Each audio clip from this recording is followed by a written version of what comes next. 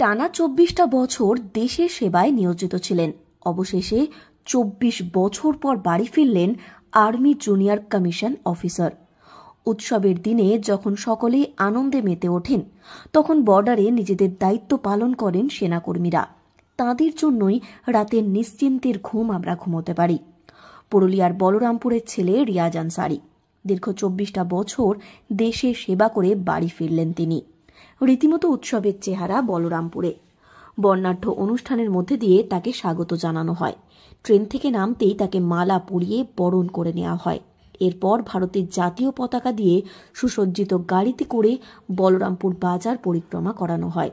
উৎসবের মেজাজে দেখা যায় সকলকে। এ বিষয়ে প্রাক্তন আর্মি অফিসার রিয়াজ আনসারি বলেন, এতদিন পর দেশের সেবা করে বাড়ি ফিরে তিনি খুবই খুশি। অনেক প্রতিকূল পরিস্থিতির সম্মুখীন হতে হয়েছে তাকে। যে কোনো পরিস্থিতিতে সমস্ত কাজ হাসি মুখে করেছেন তিনি। তাই এই দিন তার জন্য খুব গর্বের একটি দিন। खुशी का दिन है क्योंकि 24 साल देश सेवा करने के बाद मैं वापस सही सलामत अपने दोस्तों के पास में और अपने घर वापस आया हूँ। जो हमने देश सेवा किया है वो बहुत कठिनाई के साथ हुआ है, तो वो हंसता हुआ हमने किया है। हमारे नौजवान हैं जो आज के समय बलरामपुर में, वो भी हमें देख के इम्प्रेशन हो और वो भी देश सेवा के लिए ज़्यादा से ज़्यादा नौजवान आगे आए।